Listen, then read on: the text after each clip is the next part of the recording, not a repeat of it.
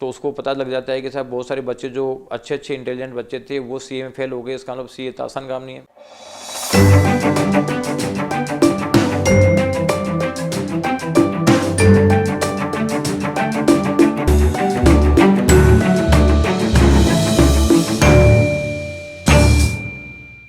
Hi students, हम discuss करेंगे difference between CA intermediate and CA final students. ये मैं आप लोगों को अपने पास्ट एक्सपीरियंस के बेसिस पे बताऊंगा कि इनमें क्या डिफरेंस है, क्योंकि हम सीए फाउंडेशन की स्टडी भी करवाते हैं, सी इंटरमीडिएट की भी करवाते हैं और सी फाइनल की स्टडी भी करवाते हैं। और उसी के बेसिस पे मैं आपको बताना चाहता हूँ कि सीए इंटर के स्टूडेंट्स और सीए फाइनल के स्टूडेंट्स में कितना डिफरेंस है। सबसे पहला डिफरेंस तो है कॉन्फिडेंस लेवल का, कि सीए इंटर में जब स्टूडेंट आता है वो फाउंडेशन के एग्ज़ाम दे के ही इंस्टीट्यूट ज्वाइन कर लेता है और उसका जो कॉन्फिडेंस लेवल होता है वो काफ़ी ज़्यादा होता है, यानी बेसिकली रियलिटी से अबव होता है, यानी जिसको बोलते हैं हम ओवर कॉन्फिडेंस। और कॉन्फिडेंस का रीज़न होता है कि 12th के जो मार्क्स हैं, कोई 95% ला रहा है, कोई 97% ला रहा है, कोई 90% मार्क्स ला रहा है, और उनको लगता है कि जिस तरीके की स्टडी से, बहुत कम स्टडी से हम इतने मार्क्स ला सकते हैं तो सी एग्जाम्स में भी हमारे उतने मार्क्स आ जाएंगे। हालांकि वास्तव में आते नहीं हैं। लेकिन सीए फाइनल का जो स्टूडेंट है वो रियलिटी ग्राउंड पे आ जाता है, क्योंकि उसके साथ में जो बच्चे इंटरमीडिएट कर रहे थे उसमें से बहुत सारे बच्चे फेल हो चुके होते हैं। तो उसको पता लग जाता है कि साहब बहुत सारे बच्चे जो अच्छे इंटेलिजेंट बच्चे थे वो सीए में फेल हो गए। इसका मतलब सीए इतना आसान काम नहीं है। दूसरा, उसको जब आर्टिकल सी में जाता है और जब ऑडिट पे जाता है या इंस्टीट्यूट डिफरेंट ट्रेनिंग कराते हैं वहाँ जाता है तो उसको बहुत सारे स्टूडेंट मिल जाएंगे जिसकी 12th में परफॉर्मेंस बहुत अच्छा था, लेकिन आगे उसका परफॉर्मेंस नहीं रह पाया और 4-5 बार फेल हो गया।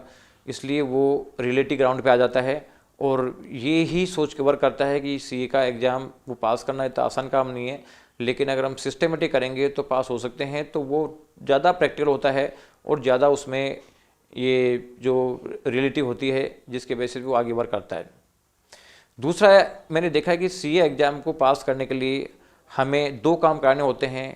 एक तो स्टूडेंट को रिजल्ट के लिए तैयार करना, उसको खुद की मन में इच्छा क्रिएट करनी पड़ती है कि तुम सीए टॉप कर सकते हो, सीए एग्ज़ाम पास कर सकते हो, ये काम करना पड़ता है। और साथ में फिर हम गाइडेंस देते हैं। यानी 2 चीज़ चाहिए होती है, उसको खुद को तैयार करना पास होने के लिए, मेंटली प्रिपेयर करना, और दूसरा है कि उसके लिए प्रॉपर गाइडेंस एस्टेब्लिश करके तैयारी करवाना। ये 2 काम हमें स्पेशली करने पड़ते हैं। लेकिन मैंने एक चीज़ ऑब्जर्व करी कि सीए फाइनल के स्टूडेंट्स को पास कराने के लिए अलग से ज़्यादा मोटिवेशन की ज़रूरत नहीं पड़ती है, वो खुद ही मोटिवेटेड होता है। यानी उसको तो केवल और केवल गाइडेंस की ज़रूरत पड़ती है, तो उसको तो हल्की सी गाइडेंस करते ही मतलब वो दौड़ने लग जाता है और अच्छा रिजल्ट आता है। इसलिए सीए इंटर में जैसे हम भी खुद मार के रिजल्ट लाते हैं, जबकि सीए फाइनल में हल्का सा पुश करना पड़ता है और बच्चा दौड़ के रिजल्ट लाता है।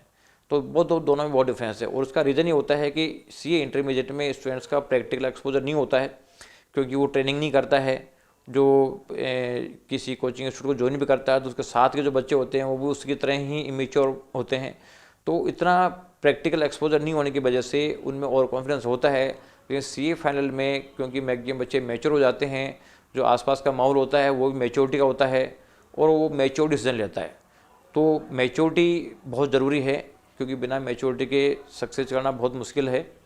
इसलिए मैंने देखा कि सीए इंटर के बजाय सीए फाइनल में रिजल्ट लाना या रिजल्ट देना बहुत आसान काम है, और शर्त कि थोड़ा सा प्रॉपर गाइडेंस रहे तो सीए में पास होना बहुत आसान काम है। और आप लोग सीए में हैं तो थोड़ा सा बेस्ट एफर्ट्स करें और पॉजिटिव रहें, जिससे कि आप बेस्ट एफर्ट्स करके रिजल्ट ला सकें। Thank you.